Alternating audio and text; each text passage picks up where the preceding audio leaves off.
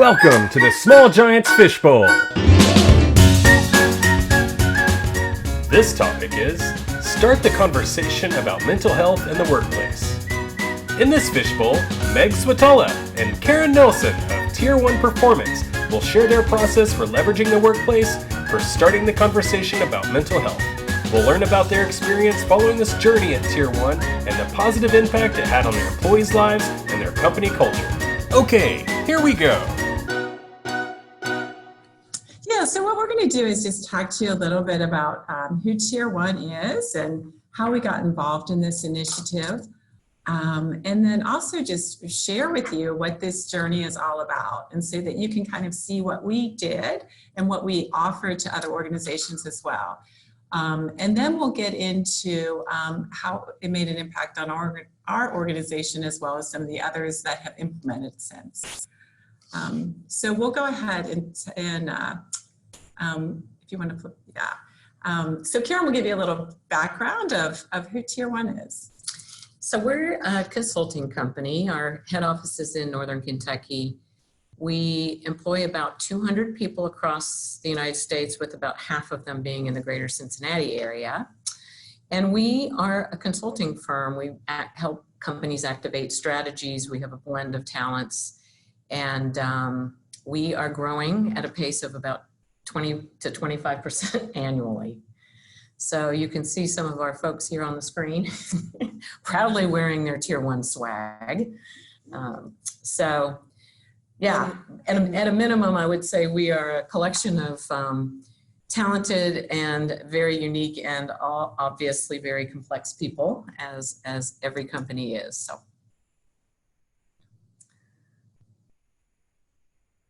So just to give you a little bit about who we are, we clearly believe that organizations exist to serve people and not the other way around. And our purpose is to help people do their best work. How we got involved in the mental health initiative is our organization, like many of yours, it thinks about how we can provide a broader impact, how we can serve the community and each other. And thinking through ways to do that. There was a lot of discussion around, there's so many great causes out there, but very few people talk about something that seemed to impact all of us, and that's mental illness. And so whether through a family member, a friend, colleague, or personally, as we started to talk about it, like, wow, this is a cause that really impacts so many, yet very few people talk about it. So we thought, why don't we take that on and see if we can help reduce the stigma. So Rachel, if you want to go ahead and advance the slide. We started this notion of let's take mental illness and as we did that, we were thinking, we recognize that we're not experts in the area of mental health. So we reached out to doctors at a local facility here, which is actually well known throughout the country and the world, and that's the Linder Center of Hope. So we met with those doctors, and really our thinking on this is, we're a small organization. We don't have millions of dollars to donate to a cause, but we do have experts and consultants in the area of change management, of communications, technology, adult learning theory, visual design, research, and communications. So we thought, if we can leverage our expertise and create an experience that could help perhaps make a broader impact in reducing this stigma, and take that to other organizations free of charge, and perhaps continue on and carry this message forward and make the impact that way. So as we met with the doctors, really in this initial working session, they pointed out to us this great need within organizations to address mental health and mental illness in particular. And so we thought, well, maybe we could start from the standpoint of stress reduction. I mean, as we all know, that stress can be a trigger to mental illness. But the response to that is, while stress reduction is very important for your mental health, It is for the healthy, and there is a great need to address mental illness directly as a brain-based disease. So with that, we decided to create this experience or journey that we could take to address mental illness. And so our program goal, so our intent was to increase awareness around mental illness, and to educate on the signs and symptoms of the most common mental illnesses, provide information and resources on how to get help and support, and also to gain an understanding of the importance of family mental health history. And why, just as you need to know if you have heart disease in your family, why is it important to know about your mental health history within your family? And then to reduce the stigma surrounding it. So this next slide just kind of gives you this big picture view of what the journey's like. As we have offered it to other organizations, what we do is we start off with this kickoff prep call with the CEO of the organization. And I will point out that our experience has been that a true key to success around this is the tone that is set by the CEO, by the leadership. It really can't be something that comes from HR or comes from the outside. It has to be something that's personally believed in to make the bigger impact. So we start with this prep call and we kind of walk through what it will be like. And then the first step of the whole journey is this kickoff meeting. And so we have all of this created for any of you, any organization that's interested in it. We have a toolkit created where the kickoff presentation is a template, but what we ask you to do is to just customize it. So to put in your logo, your branding, but also to tie it into your current initiatives and your current values. So the way that presentation, and I'll get into a little bit more detail about that as we go through, but that's the kickoff presentation. And then over a course of 4 weeks, there's a cadence of 2 emails a week. And the emails really have some challenges and reflections and link you out to the website, which has various resources from small video clips on specific topics to some challenges and forms and templates that can help you facilitate some conversations.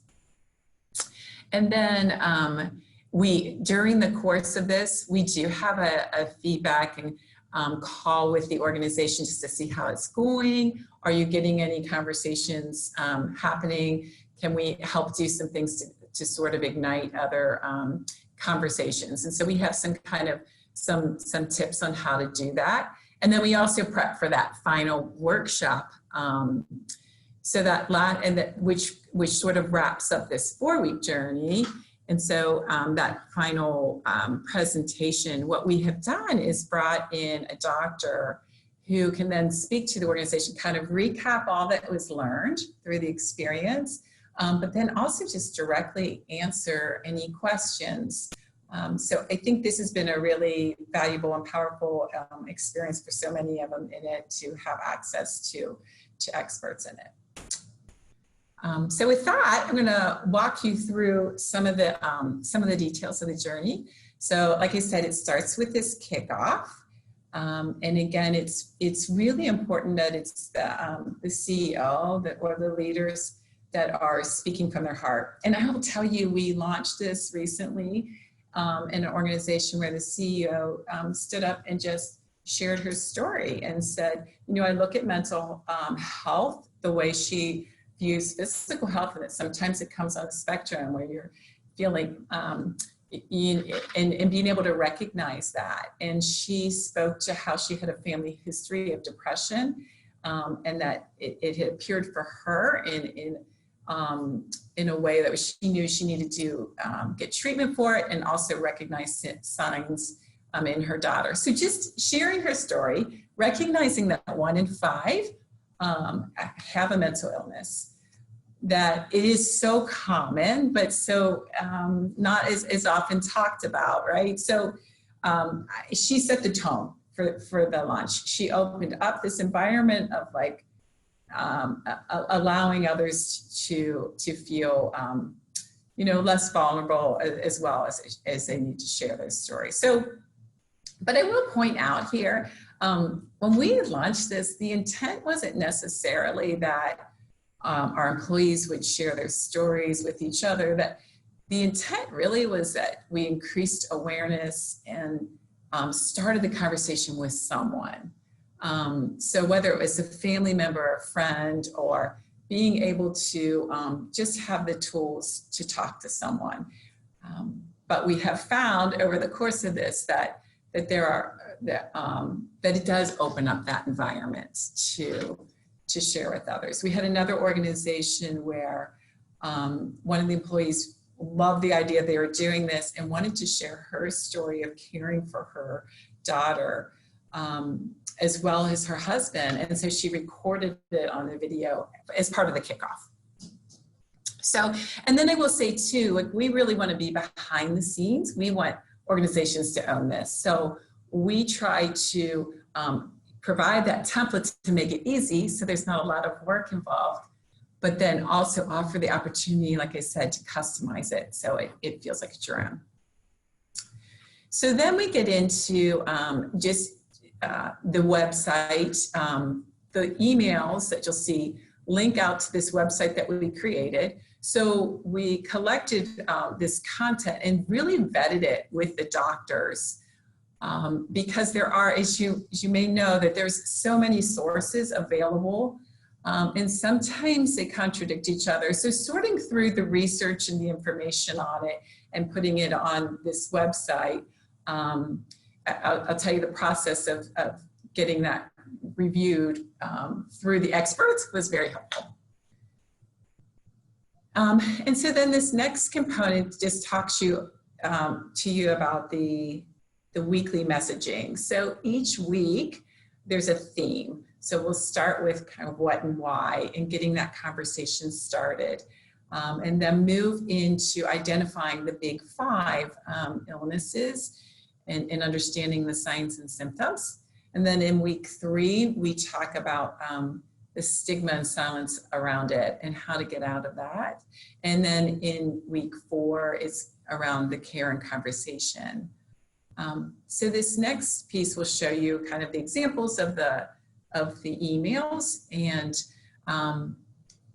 in week 1, we kick it off with a survey. And the intent there was, we thought that everybody was impacted by mental illness. And this allows you to kind of test that with your employees, and ask those kind of questions. Do you know of a family member or friend who has been impacted?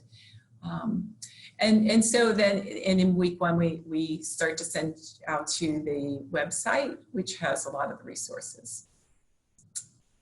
And then in week 2, the employee survey, sorry. So that's just an example of how you'll see it's all readily available. And then what we do with those survey results, pretty quick turnaround time in being able to put it into this infographic, which you're then able to display throughout the organization and post it on your sites and post it in your break rooms. And this immediately generated discussion and as we all recognize the results of our own organization. So that's the infographic template. And then these next few slides will just sort of walk you through the weeks ahead. So in week 2, we also talk about the family mental health history. And then you'll see in this next slide that it gives you a form that you can actually document your family medical history. When I was first involved in this project, and Karen, you may have experienced the same, it was kind of an aha to me that to even think about, how often every time you're in the doctor's office, you're tracking all of your physical family medical history, but to really break down the mental history, health history, and how and why that's so important. You kind of learn through the experience and the information in the website. And then week 3, like I said, this one gets into breaking the silence around mental illness. And then in week 4, it focuses on conversation and connecting. And then it will wrap up with a workshop. But what this slide points out is, so each of those emails has the reflection and a challenge in it as well. And then we created these table tents. So those themes can be carried forward into conference rooms and lunch rooms and break rooms. And so it just offered this opportunity to start, I know, Karen, you probably recall, like some of our meetings, we would say, oh, have you guys looked at the email this week? Did you reference some of those materials? And it just would start a conversation right there, and maybe even, after those meetings. So just taking a few minutes before you kind of get started with your regular meeting. Yeah, I mean, one thing I might add to that is, in our experience, we use an internal social media tool, Yammer, which many companies use these days. But we started a group on mental health and just offered, if people wanted to share stories, they could. And the number of people that chose to step forward and share their stories was really, I would almost say, overwhelming. And it created these connections and understandings among people that we could have never really imagined. And that was a byproduct of, again, opening the door and saying, it's okay to have these conversations. This is something that is very real and touching so many of us in so many ways. So, yeah. So that's, as I alluded to, the wrap-up workshop.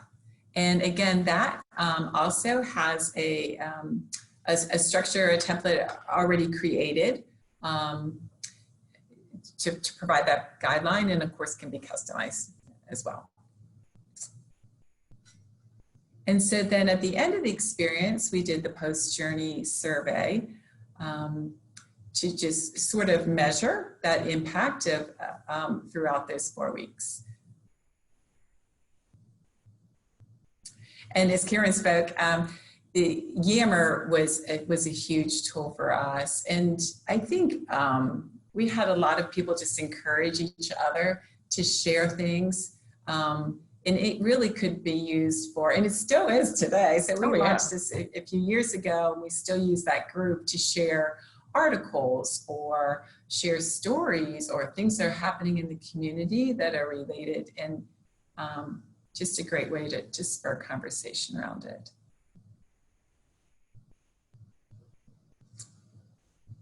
So what's required from an organization that may be interested in launching this? It's really pretty minimal amount of time involved, but the big piece of it is the true commitment to it and wanting to set that open and trusting environment within your organization to be able to share and start this conversation.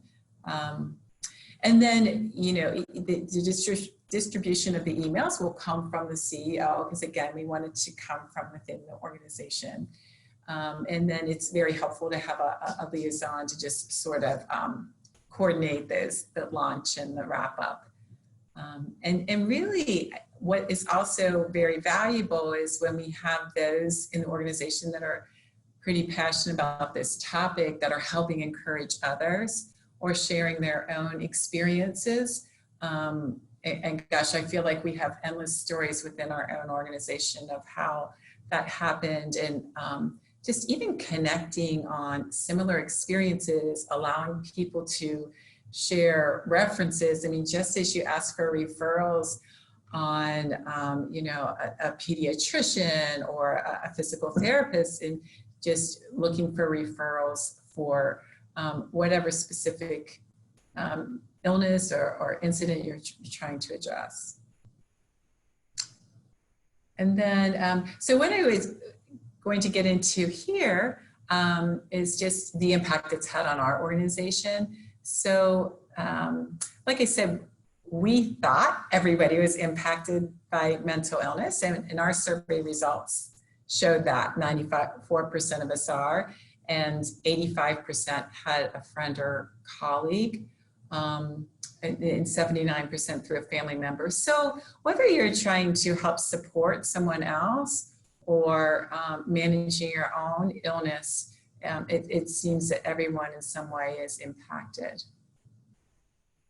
And then these next couple slides will just sort of walk you through the pre and post survey that we did. So I won't go through these in detail, but you can see that our experience had increased the number of people who had a conversation with a friend or colleague around mental illness, and increased those who were at least moderately aware of their family's mental health history and why that's important. And then on this next slide, you'll see the percentage of people who talk to their children, 14 or over, about their family health history, and understanding why that's important and why the age 14. And some of the things that we learned, and many of you may be aware of this, but just within that age group of 14 to 24, that 50% of mental illnesses that show up later in life have begun in those age groups, and being able to treat it in that period of time increases the likelihood of being well substantially as you get older. And then also, sadly, that the average length of time it takes for someone to get treatment is 8 to 10 years. And you pause and think about, wow, I mean, we would never let a physical illness go that long, and the impact it has when it goes that long. And so that's what we're hoping that some of this will start to do, is reduce that and encourage people to seek help and get treatment and get well, because it is a brain-based disease. And then the decrease you can see of those who weren't sure how to talk to the children or felt uncomfortable. And then the next slide points out some other statistics from the pre and post, that we had about 7 out of 10 tier 1ers who talked to someone about mental illness for the first time and increased their knowledge around it, or talked with another colleague about it. And then we had about half of our tier 1ers talk to someone outside the organization about our own initiatives. So this was a really easy way to start the conversation with others. Parents on the soccer field, or a friend who may start to approach a conversation, and you can say, you know what, this is pretty common. It's really important to get help. And we're doing this initiative at work, and I've learned so much. It just immediately is an easy entryway to start that conversation. So beyond all these statistics, really we take this step back, and I think that's what was most powerful to us and most moving to us.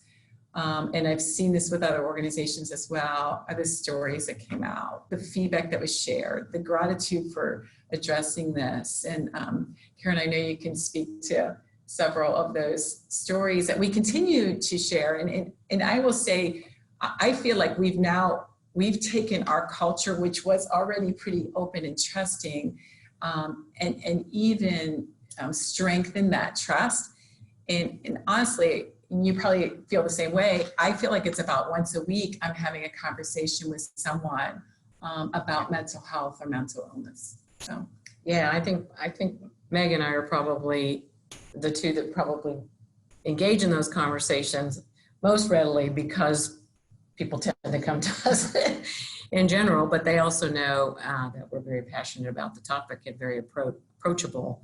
I think the other thing, just the previous slide that struck me so is the pride that our tier 1ers have in saying, look at what we're doing. I mean, we're making this kind of an impact out in our community, and that alone is just, it's so compelling. And we have a really strong message in our culture at Tier 1 about caring for one another, and have even taken our values and put them into statements to try to bring them to life in terms of what our norms and behavioral patterns are. And one of them that I'll just share is I impact people, and I recognize that in each moment I impact others. When someone needs help, I stop and help them. This mental health initiative is so aligned with that. So we say that in our value statements. This is an example of where, no, we are encouraging you to stop and help them. If you notice that somebody at work obviously needs some kind of assist, or, help them, and if you don't want to come to somebody at work, help them find somebody that can help them, and that alone, and giving your associates, if I have to call it permission, I suppose, but no, we really want you to stop. And we literally say in this statement, I try to do the loving thing. And no one's going to dispute that that's not a loving thing to do. I mean, you're caring deeply. And I think one other element that I'll just mention is we have something that a little model we've put together at Tier 1 that describes what thriving at Tier 1 looks like. And we've really broken it down into 4 primary sort of quadrants of what that looks like. The first 3 being a passion for the work that we do, establishing connections with one another, and a path to growth and improvement.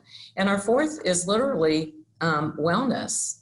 It's about taking care of ourselves and keeping ourselves whole, being able to go home to our families and take care of them without feeling that somehow that's taking away from your work or your career. We don't want people to have to make that choice. And we know that people are better at work when they are well. And so this is just another example of where we can walk our talk and say, no, when we say we care deeply, and we care that you are holistically well, not just that you get, physical therapy for your injured knee, but also that you get the therapy and help that you need to live your life more fully. So those are just a couple of little internal examples that I might use of, in our culture, how we've been able to really bring the conversation to life. Yeah, these are quotes, Meg, if you want to jump in. I have a couple more things I can share if we have time, but. Yeah, so these are just some of the quotes. I won't read them verbatim, but you can see that, just increasing the awareness and understanding of mental illness, and recognizing that everyone is struggling with something at any given time. And really how you bring your whole self to work, and for us as an organization and for each other to be compassionate and aware of that, so that we can help each other be their best. So there's a few other quotes in here as well. This one, our organization, I think this is very typical of many organizations, do a lot around well-being and physical health, mindfulness, stress reduction. But this comment here, but this is the first time we had addressed mental illness directly. And so it was pretty powerful to hear from one of the organizations we launched this with recently. And then this one about bringing everyone closer together and really fostering that culture. And it really does pull each other together and create this environment of trust. One thing I might add there, we have opened up a conversation about, sort of in a more general way, about vulnerability, and specifically with regards to shame, which is Brene Brown is a leader of thought in that arena. And how sad is it that anyone should have to feel any shame associated with something that they literally have no control over. Yeah. And so, what a wonderful gift you're giving somebody to help them get the help they need, and just bring them back to being whole, and able to really, again, I'll just come back to really live a richer, fuller life, whether it's at work or not. So, yeah.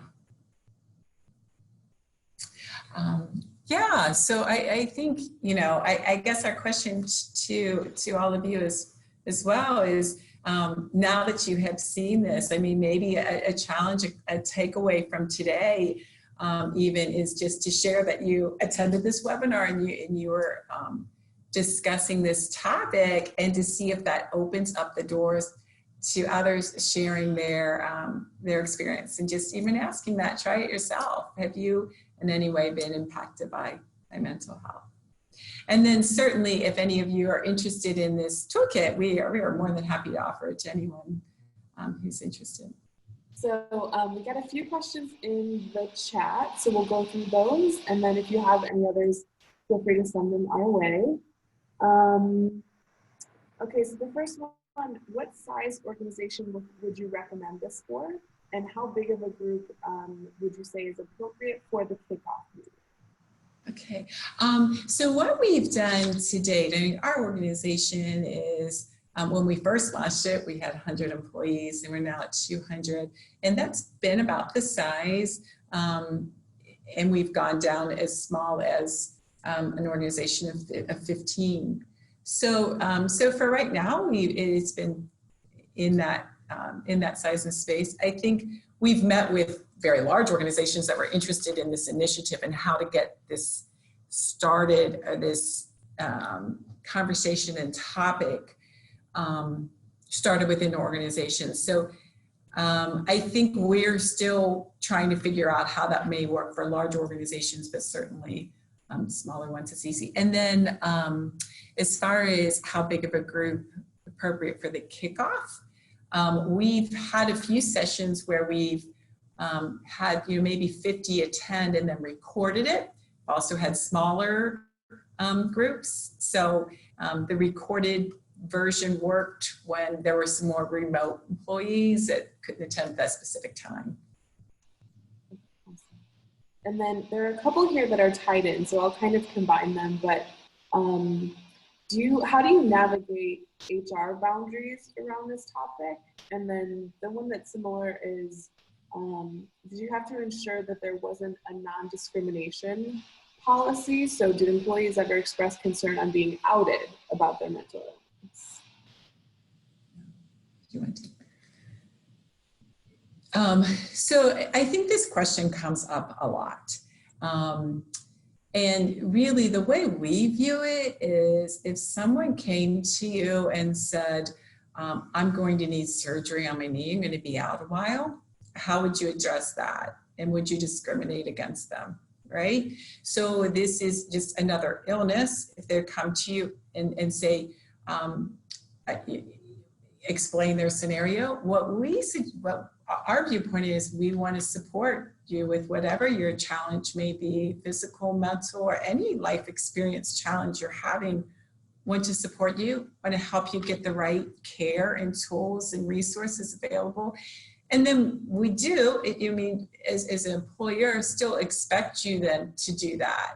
And so to move forward in that, so that you are eventually able to perform your work in the best way possible. Yeah, and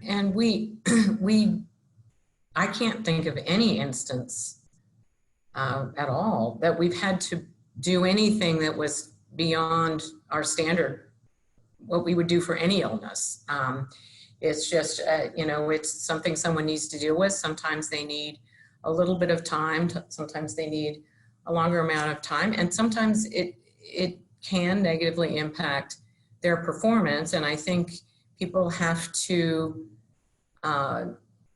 manage that within the cultural norms that you would manage any other illness, is the way I would say it. But for us, again, the word stigma comes to it. It's historically something that people have been awkward and uncomfortable speaking about, when in fact it is, again, very pervasive. And it is costing organizations quite a bit by not addressing it, because people are compromised in trying to get their work done. So again, it's, we can talk about it and address it, which is, I think, the right thing to do, or we can continue to hide behind something that we're afraid of, or a fear that something negative might happen. Our experience at our company and with the companies that we've piloted this with, that has not been the case. So I don't know if that addresses, it's a little ambiguous, but so is this subject. That's fair enough. This one I think is good, and I probably should have mentioned this at the beginning, but can you tell us what your roles are? And so who in the organization, you said you needed CEO buy-in, but who in the organization worked on the rollout?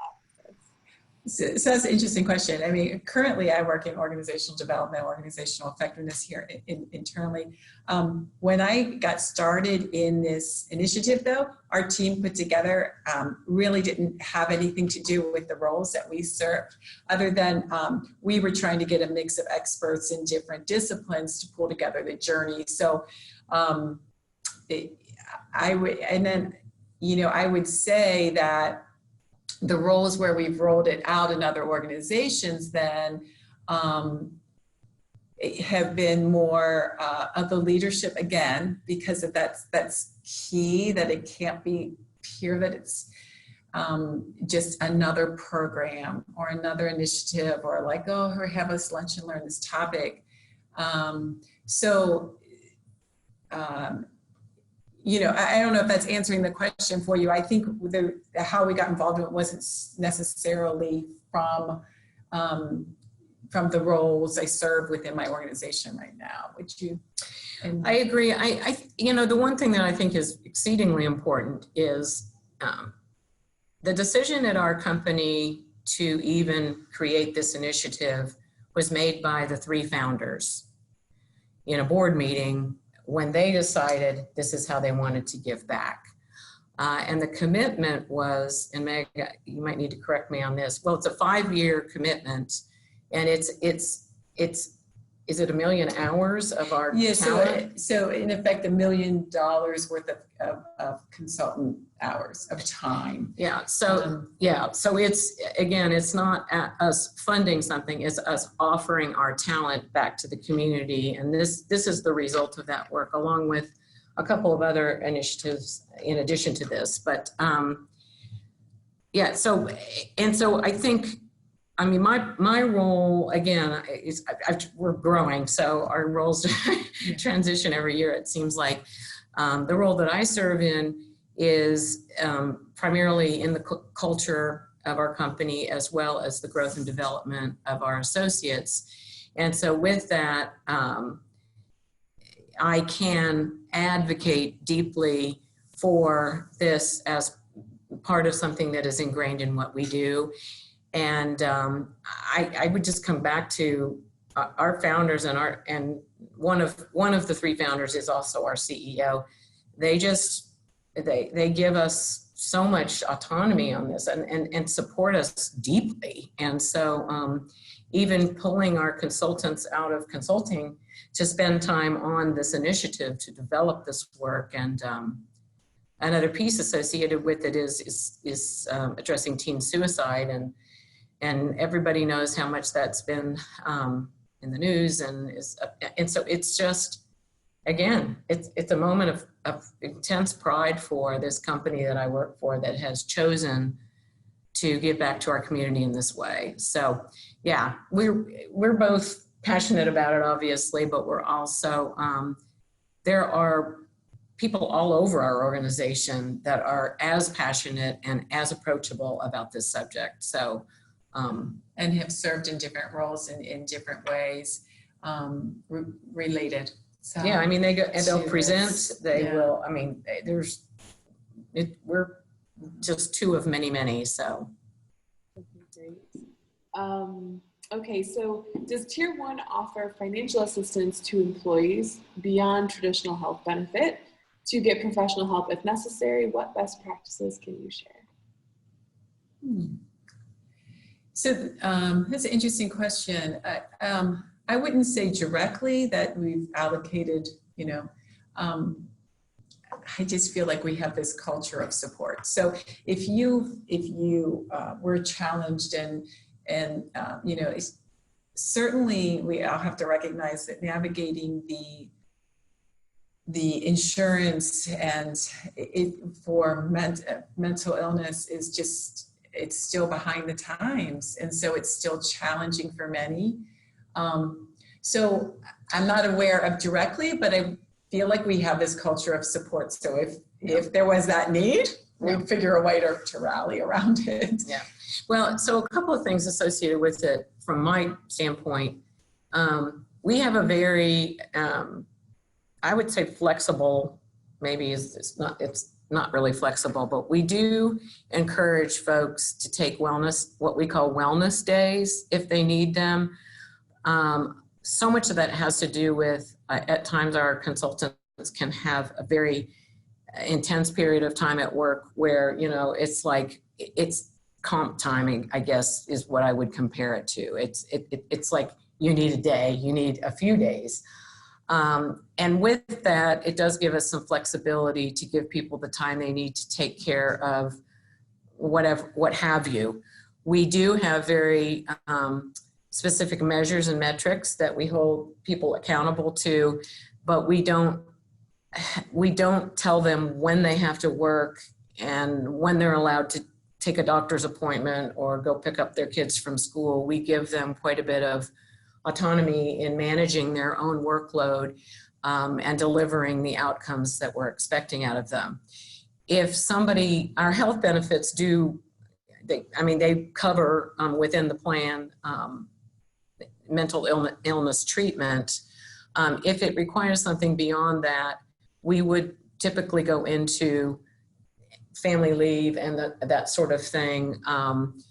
We do have something at Tier 1 called the personalized associate experience, which is a very general term, which is if you have something that is really negatively impacting your ability to work, come and talk to us about it, and let's see what we can figure out to let you take care of that and come back to work when you're whole. So we've done some creative things, but honestly, again, I'll come back to it. I can't think of any time that it has ever literally fallen outside of a standard policy. We give people service scholarships, so sometimes, which is paid days off to do service. And if it helps their mental health to go do a service day, I encourage them to do that. So, we try to use things that we have in place that give them some flexibility and some autonomy to take care of themselves and their families the way they need to without a negative impact on the work. If it does start to impact the work, we talk about it.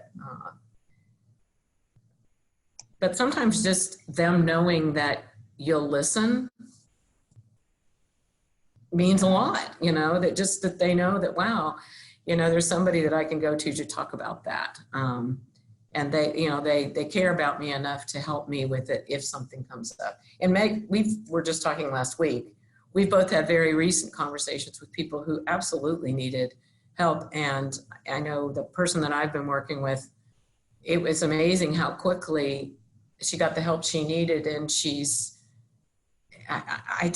might not ever leave the company because of it. I mean, she's just so grateful. And it was just us being human with her. So if there's never a wrong time to do the right thing, isn't that what they say? That's great. Okay. What happened after those 4 weeks? Oh, great question. And I'm glad you asked that question, because I feel like we talk about, and Karen and I were just talking about this 4-week journey, but then what happened since is, I think, the real story, because we now, like I said, we now just have this very open environment. So some of the things right after, we wanted to keep the momentum going. So we did some things around keep the conversation going. And we brought in different speakers on different topics. We had different sessions sharing different experiences. And then we also continue to keep our Yammer Start the Conversation group very active and encourage one another to share stories in that. So since then, people have experienced, the tragedy behind suicide and sharing the story and the emotions behind that on our Yammer group, but also just in conversations in passing, because I think we're always trying to keep this topic current and fresh on top of mind. So we have done several different things within the organization on topics. We've done something with teens too, in a program around that.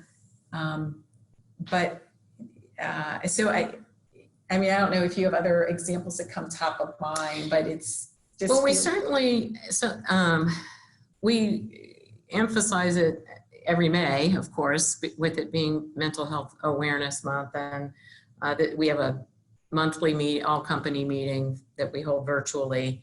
And we were able to, once again, refresh with everybody about these particular offerings that we have. It is, to me, it is an ongoing, it is threaded through our culture now. And people that join notice it.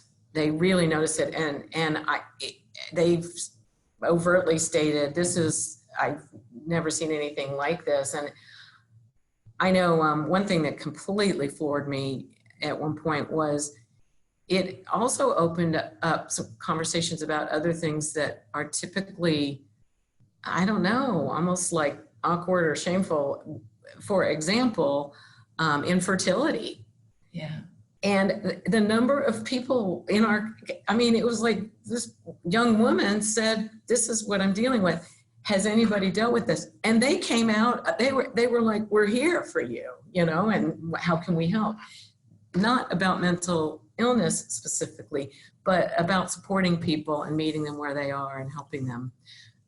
But that I believe that she was honest about that, because we've been honest about other things. And she shared it just very publicly. And she has twins, by the way, now. Yeah. So, supporter. And so back to how to keep the conversation going, another organization that just wrapped up their workshop, they kind of laid out some intentional things they wanted to do in the year ahead to be pretty deliberate about keeping the conversation going. So some things around mindfulness and support from their health insurance carrier for those who needed it, and some commitment cards on what individuals were going to do in terms of being able to talk with others or talk with family members. So I think that's an important part of that wrap-up workshop as well, is to identify some things you want to do to keep it top of mind and then to continue it. One thing that just struck me, and Meg, you can probably speak to this, I cannot. About the financial assistance piece, not about tier 1, but if somebody went to the Lindner Center of Hope, is that insurance based, or will they take, I don't know. I mean, I just literally don't know. Yes, Okay. they do take Okay. insurance. Okay. And then yes, there is a separate, there's multiple different ways. Okay. Yeah. But that would be, that is a source that's right in our city that I know we've had a number of people that we sent there that have gotten really, really good care. So it sounds like maybe some partnerships, even as part of the program, sounds like that was helpful. Yeah. Okay, so one more here. So what changes have you seen at tier 1 in your culture after this? yeah, well, I think some of the stories we've told express that. The one that has really surprised me is how our employees have opened these dialogues with our clients, because they've built connections with them that have then opened the conversation with their families and shared stories in these other organizations that are just it's the second and third degree of influence. And that's what really, that's the real reason we're doing this, is to further the conversation, beyond our doors and the people that we know, and out into these broadened communities. So, we're a very quirky, I would say, at times. One of our value statements is I bring my whole self, quirks and all. But that really means that we are whole people. We are complex. Everyone is. And just that knowing that I don't care what people post on their Facebook page, everybody's dealing with something. And so it is just much more of a reality-based point of view that, look, we're all growing, we're all learning, we're all dealing with things. And I don't know, some of that comes, I think, from that just being our general, we're like, yep, we're all out here, we're doing the best we can. And if you need a little grace, then, please ask for it. So it happens at all levels of the organization. And I think it takes somebody about a year to a year and a half before they really believe it. When they join, they're like, oh, literally, this is really a real thing. Okay, well that's it for this one. Check out more Fishbowls exclusively for the Small Giants community at smallgiants.org.